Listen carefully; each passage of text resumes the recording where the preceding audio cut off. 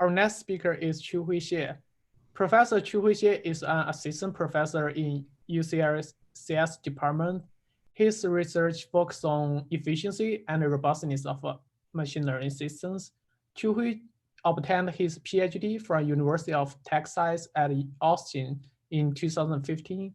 He is the recipient of the IBM PhD Fellowship, the Best Paper Award in KDD 2010, ICDM 2012, ICPP 2018, and the Best Paper Finalist in ASEC 2017. Yeah, you can begin your talk. Thanks. Okay, thank you for introducing me. Yeah, so can you all see my screen? Yeah. You're fine here. Yeah. Yeah, thank you for inviting me. So I really enjoy this workshop. There are very diverse topics on the talks, and I hope my talk will add some more diversity to this workshop. So instead of talking about neural network, today I will focusing on, so part of the talk will be focusing on other machine learning models, including decision tree and nearest neighbor classifiers. Okay, so people have been studying the adversarial robustness of neural network for maybe more than 5 years, and we all know neural networks are not robust to small perturbation, and people come up with many different ways to try to improve the robustness and try to measure the robustness of neural networks.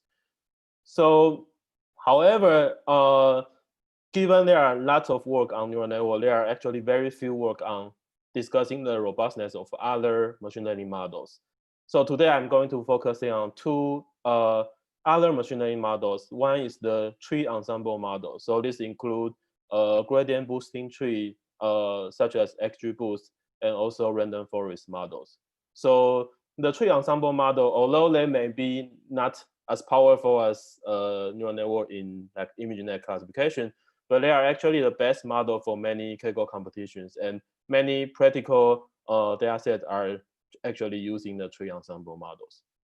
And also I will talk about the nearest neighbor classifiers. So this is one of the most traditional classifier, and I think people still using it in few areas, especially when you combine this with the metric learning. If you learn a good metric instead of using Euclidean distance, then this can still be very useful. And also we start to doing some work on nearest neighbor classifier because many people are using this for the defense, including the Lawrence talk, like before Pingyu's talk. So we're trying to, so this is actually one of the motivation. When people use nearest neighbor classifiers for defense, how do we analyze the robustness of such models? So before going to the detail, I will try to give the brief overview of how to measure the robustness of the machine learning model. So here is the illustrated example. So the middle point is the black point here is the original example, is a natural example, and we have the blue decision boundary like this. So everything within the decision boundary will be classified correctly, and outside the decision boundary will be classified wrongly. So the definition of adversarial robustness can be mathematically defined as the shortest distance to the decision boundary. So it will be the radius of this red circle, and you can guarantee within this ball with radius r, there is no adversarial perturbation can exist in this safe region, and this is also the minimum distortion you need to perturb the data to another class. So in practice, it's usually hard to compute this minimum. We call this minimum adversarial perturbation. So this is just the shortest distance to the boundary. So in practice, it's usually hard to compute this r, the red number r in practice. For example, it's NP complete for many problems, including Redu network. So what people can do is you use the attack algorithm to find the adversarial example outside the decision boundary. So this is like the green start in this picture. So we can see this will give you the upper bound of your minimal adversarial perturbation. And on the other hand, you can also try to find the lower bound of this minimal adversarial perturbation. So this is a class of algorithm for neural network verification. So you try to find a safe region where no adversarial perturbation can exist within the radius r prime. But this is not optimal because this is smaller than the red circle. So this is equivalent to finding the lower bound of R. So I think many of the problem in when we analyze the adversarial robustness of neural network happen because you cannot really compute the exact minimal adversarial perturbation. So even if you do the attack, like you do a SignOPT or PGD attack, you get a adversarial example like a green example, but you don't know whether this is the best adversarial example or this is just a very large upper bound. And in neural network, actually, the ratio between this lower bound and upper bound can be often larger than 10 or even larger than 100 when you go to a very huge network like ResNet. So some of my students are actually trying to do the neural network verification to compute lower bound, so you can compute this ratio based on our software. But so later on, we will see in when I talk about the nearest neighbor classifier and the tree ensemble classifier, we'll see much smaller ratio between these two numbers, which means we can much more accurate measure the robustness of those models. Okay, so this is the roadmap of today's talk. I will first talk about the decision-based attack. So this is kind of related to neural network because the decision-based attack is like a universal way to attack any decision-based model, including neural network and discrete models. And then I will talk about how do you more accurately measure the robustness of k-nearest neighbor and the tree ensemble. Okay, so decision-based attack, this is joint work with my student Ming Hao and also Ping Yu in the previous talk. Yeah. So in the decision-based attack, what we're trying to do is we assume your model is a black box. And what the attacker can do is to send a query to the black box, and the black box will give you the prediction label. So you input X and you observe the prediction label, but you don't get you don't know the probability of the prediction. So many existing work cannot work in this case. So we call this the universal way to attack the machine learning model because the black box, we only require the black box model to give us the prediction class. So even for a decision tree or for news,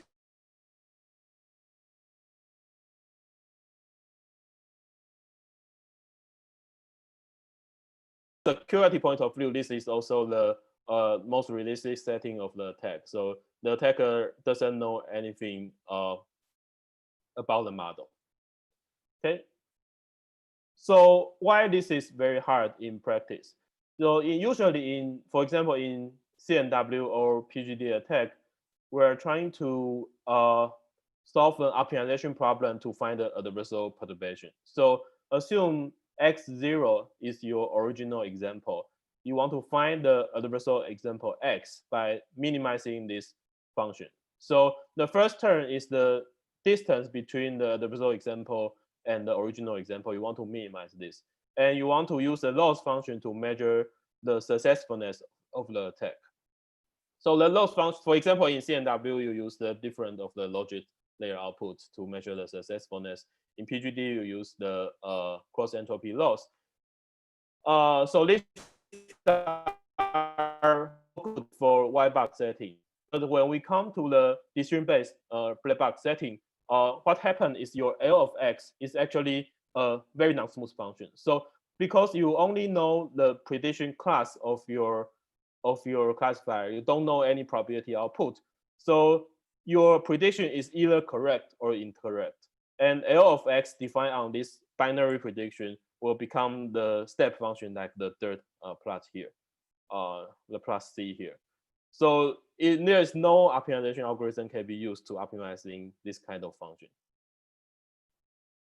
So instead of using the original formulation, we try to reformulate the decision-based attack. So this is the work in ICOR 2019. So what we're doing is in our reformulation, we try, instead of finding the adversarial perturbation, we try to find the direction of the adversarial example. So we define theta to be the direction of the adversarial example. And for every theta, we define a distance, or we define the function g of theta to be the distance from x0 to the boundary along this theta direction. So for example, if theta1 is this direction, then the g of theta1 is the distance between x0 and this point on the decision boundary. So given any theta, you can define the distance to the decision boundary. And what you want to do is to find the optimal theta to minimize this g of theta function. Okay.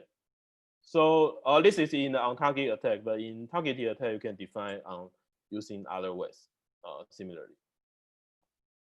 So once you define this function, so from this figure, you can observe if your theta change a little bit, your g of theta actually only change a little bit. So this is usually a smooth function as long as your decision boundary is not very weird.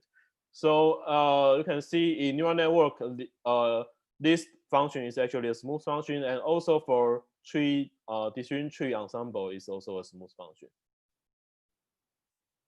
And the main problem of this, so this sounds like very good, right? You define some function you want to minimize, and the function is somehow smooth.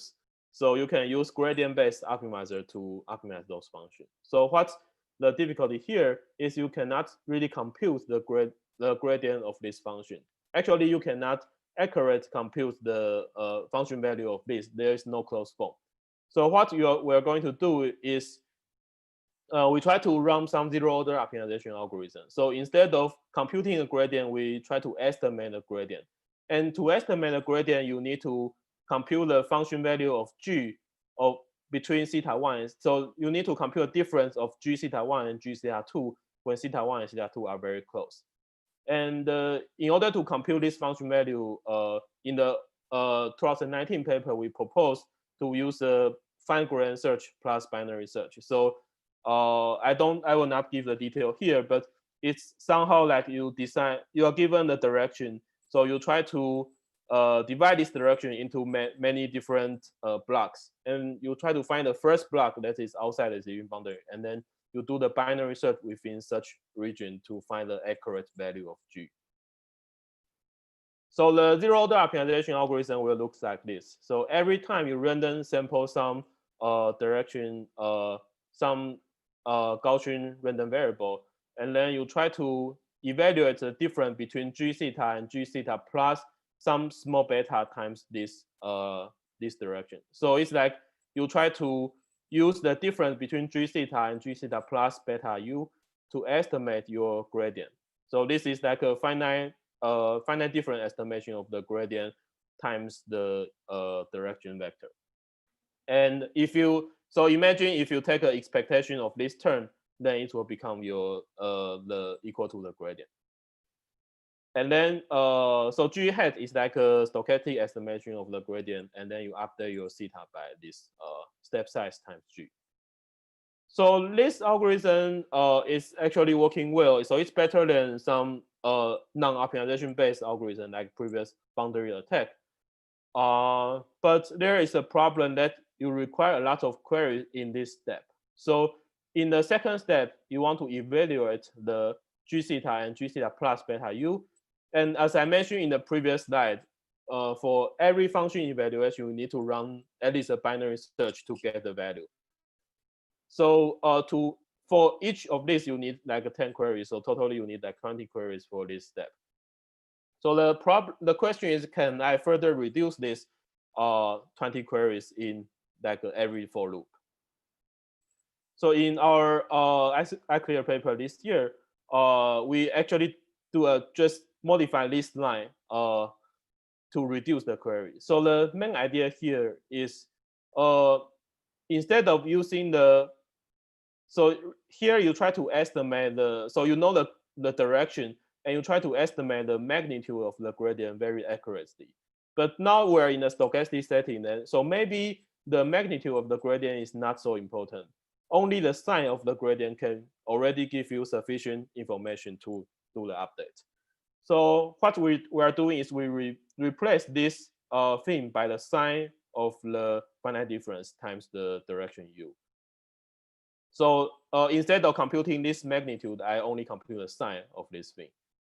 And then because the sign of g theta plus beta u minus g theta by beta is equal to the sign of these two g of so it's equal to sign of the g theta plus beta u minus g of theta t.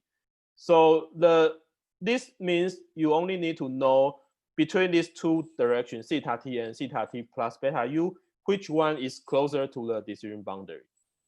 So in order to compute this, actually you only need one decision-based query. So if you know the current value of g theta, then you can just test if you go with this magnitude on the direction of theta plus epsilon u, whether this point, so it's like you have this line and you rotate to the new direction theta plus epsilon u, and you try to check whether this point after the rotation is inside or outside the boundary.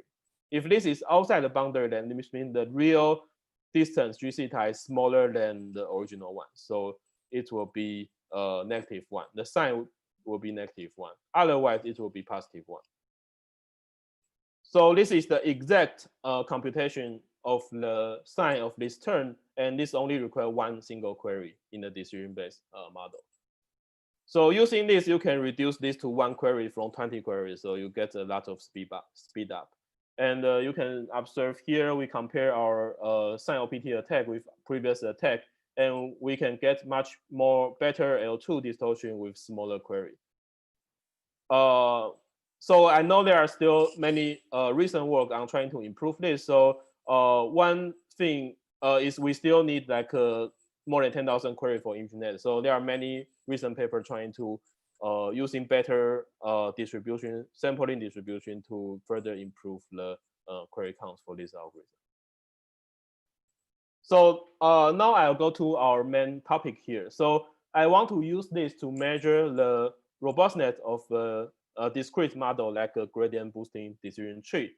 So what's the difference between the boundary of GBDT and the boundary of neural network? So here is the comparison. So you can see the boundary of neural network, although there may be some local optimal, so this is the red line are connecting from x0 to the local minimum on the decision boundary. So you can see the boundary of neural network is relatively smooth, while the boundary of the GBDT is actually very sketchy. So there are many different local minima on the decision boundary of GBDT. So it's the similar thing for the nearest neighbor model if you have many samples. So if you use the decision-based attack to attack those two models, for neural network, you can see when you use random initialization, the variance of your final solution is between 1.35 to like 1.5. But if you use decision-based attack to attack GBDT, then the variance, then the solution can vary from 1.0 to like 2.3 or 2.4. So it's like so this is because there are so many local minima on the boundary. So you need to do a lot of random initialization to attack those models. So in the recent paper, we try to use multiple restart plus successive halving to do the attack on like those models. And but I will skip the detail here. But basically, this kind of decision-based attack can give you some rough idea of what's the robustness of your model, but it cannot give you the correct estimation of this because it's a very large upper bound and the variance is very large, so it's not very reliable from my point of view. So the next topic I will talk is the robustness of nearest neighbor classifier. So here I will show we can actually exactly measure the robustness of nearest neighbor classifier, and we can also do robust training based on that. Okay. So the nearest neighbor classifier is its notation. So we have the original example is like a star, and you have a data set. So some points are in class A, some points are in class B. You take the k nearest neighbor, you try to do a majority voting, and then you decide design the output label. So as I mentioned, we want to compute the minimum distance from the original sample to the discrete boundary of the k-nearest neighbor classifier. So I use epsilon star to denote this distance here. So let's try to do some simple example. This is what I did when I starting to do this research. So assume Z is your original example, and you have two samples. This is the circle is the positive sample, and the triangle is the negative sample. So you want to move your Z to the negative sample. So what's the shortest distance to make KNN predict the negative? The shortest distance is actually the distance to the bisection of these two examples. So epsilon star is this when there are only two samples. So when there are three samples, you can see there are two circles and one triangle. In this case, the optimal the minimal distortion to perturb it to the negative prediction will be this blue, the epsilon star here. So you can see this is not the projection to the bisection, but this is the distance to the intersection of some bisection. So mathematically, in the geometry, this is called a corner. So when you have a KNN classifier, you can plot a lot of bisections. So for every 2 points, there will be a bisection, and the intersection of bisection will be a corner. So in order to enumerate the smallest perturbation distance to the negative class, you need to construct all the corners in this nearest neighbor classifier discrete boundary, and then you try to test each of them. So in geometry, this is called a Voronoi graph. So each cell is the region which will be predicted by this the class of this sample. Also, here we only consider the one nearest neighbor classifier. In the k nearest neighbor classifier, this is we'll use a higher order Voronoi graph. So in this case, Voronoi graph construction is actually NP complete for very general D. So only for 2D you have a polynomial time algorithm. So it's like we think maybe KNN robustness cannot be computed in polynomial time. Maybe it's NP complete. But surprisingly, after a few weeks, we found there is a very efficient polynomial time algorithm for computing the robustness of one nearest neighbor classifier. And the algorithm is actually very simple. So in this formulation, I try to, so Z is my original example, and I try to ask the question, what's the smallest perturbation to make Z closest to target example Xj? So the formulation here is I want to find the minimal perturbation delta such that the distance between Z plus delta minus Xj is less or equal to the distance between this sample and all the other samples. So the condition ensure Xj is the nearest neighbor of Z plus delta. And we want to minimize the norm of delta. So by this way, epsilon j will be the smallest perturbation you need to perturb your Z to be closest to Xj. And this looks like a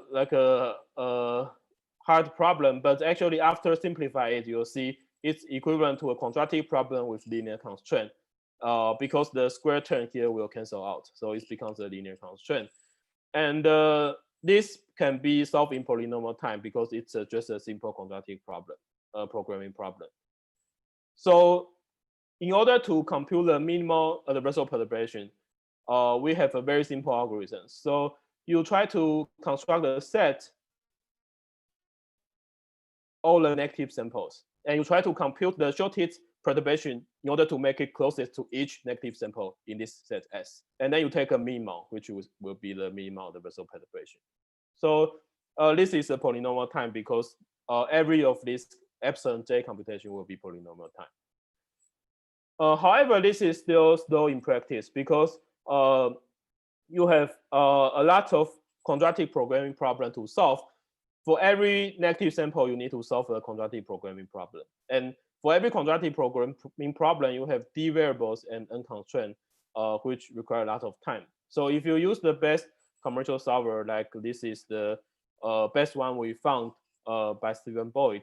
So this will, if you want to verify one set, compute the minimal adversarial perturbation for one example, you need more than 20 days to do this on MNIST dataset. So what we're going to, we're going to transform this problem to a dual problem. This will give us the holistic view of the attack and defense in the nearest neighbor classifier. So let's say the P of J is the primal problem, quadratic problem I mentioned to compute the epsilon J, the shortest distance to perturb to some particular example. And the dual problem will be some, so you transform the constraint to the objective function and objective function to a constraint. So the dual problem of this will become another quadratic problem. And from the dual identity, we know the optimal solution of the primal will be equal to the optimal solution of the dual. And you take a mean over all the negative sample set. So this is based on the convexity of the objective function. So you know both of these, the optimal of primal and optimal of dual will be equal to the minimal adversarial perturbation you want to find. So if you don't want to compute this exactly, what you can do is to find the upper bound or lower bound of this value. So to find the lower bound of the dual problem, you can just, instead of using the optimal dual solution, lambda star, you can replace this lambda star by any feasible dual solution lambda j. So any feasible solution, trivial solution can give you a lower bound of this thing, and this can be used for verification. And on the other hand, for the upper bound, you can try to solve a subset of this primal problem. Instead of going through all the negative sample set, you can just go through a subset of negative sample. So intuitively, you can start from the negative sample, which is close to your current sample, and then do it sorting by the distance, and then do it one by one. So this will give you a pretty good upper bound for this. Okay. So for the verification, as I mentioned, any dual solution, feasible dual solution will give you a verification. So in our paper, we try to use the most simple one is the lambda equal to 0, 0, 0 to 0. So all zero solution. So, but this will give you a non-meaningful solution. So we try to allow it to have one coordinate equal to non-zero. So this is like taking the 0 and then updating one of the element to the non-zero in the dual space. So this will give you a lower bound like this, which can be computed efficiently. So in this lower bound, you just need to evaluate all the negative sample and positive sample, and then compute this distance in constant time. So, and this can be generalized to k nearest neighbor case. If you are in the k nearest neighbor case, then you just compute the k smallest and k largest one, then you get the KNN verification algorithm. So I'll skip this. So in our paper, we also show how to efficiently compute the exact solution, minimal adversarial perturbation of the nearest neighbor classifier. So we are using the screaming rules to solving those QPs. So the intuitive is some of the quadratic programming problem, they are more important if, for example, for this triangle, which are very close to your original sample, this is more important than another example, which is far away. So using some primal-dual relationship, you can actually remove some of this theoretically. And this will not change the final solution. And also you will derive the screaming rule for the reducing number of variables in the QP. But this doesn't work for k larger than 1. So for k equal to 1, we have an efficient algorithm to compute the exact epsilon star. But for k larger than 1, we can only do the verification to get the lower bound of it. So this is the result on one nearest neighbor classifier. So you can see for MNIST, this is the exact L2 perturbation to make it adversarial, to change the class. And the verifier will give a lower bound, and the attack will give an upper bound. So you can see our bound is much better than previous bound using some other naive attack algorithms. And also the computation time is pretty similar for all these algorithms. Okay, so we can also extend to the 15 NN case for the verification algorithm. And the main thing I want to show, I think in the last minute, is the comparison between the nearest neighbor classifier and the neural network. So actually, as we show here, the nearest neighbor classifier, the exact number and the verifier and the attack will give almost similar perturbation number, which means those numbers are very tight.